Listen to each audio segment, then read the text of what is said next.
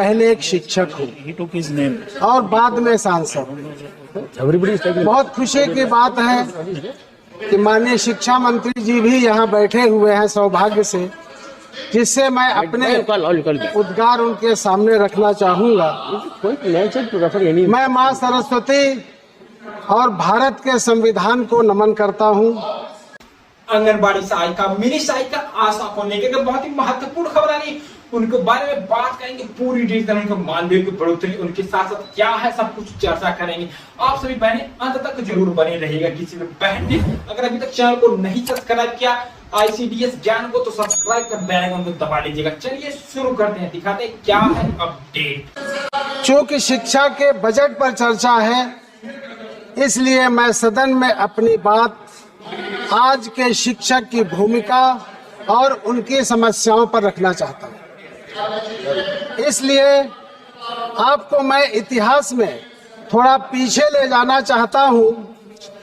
प्राचीन काल में जहां शिक्षा सिर्फ चंद लोगों के लिए सीमित थी और समाज में सिर्फ 2 वर्गों को ही शिक्षा दी जाती थी, भारत का शेष समाज शिक्षा से वंचित था।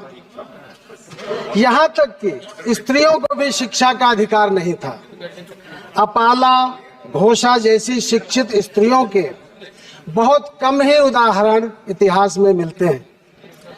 सदन में बार बार महाभारत पर चर्चा हुई, महाभारत के पात्रों को लेकर के, तो मैं भी एक उदाहरण रखना चाहूँगा गुरु द्रोणाचार्य का, जो केवल राजा और महाराजाओं के बच्चों को ही शिक्षा देते थे। कभी उन्होंने गरीब, दलित या पिछड़े को शिक्षा नहीं दी।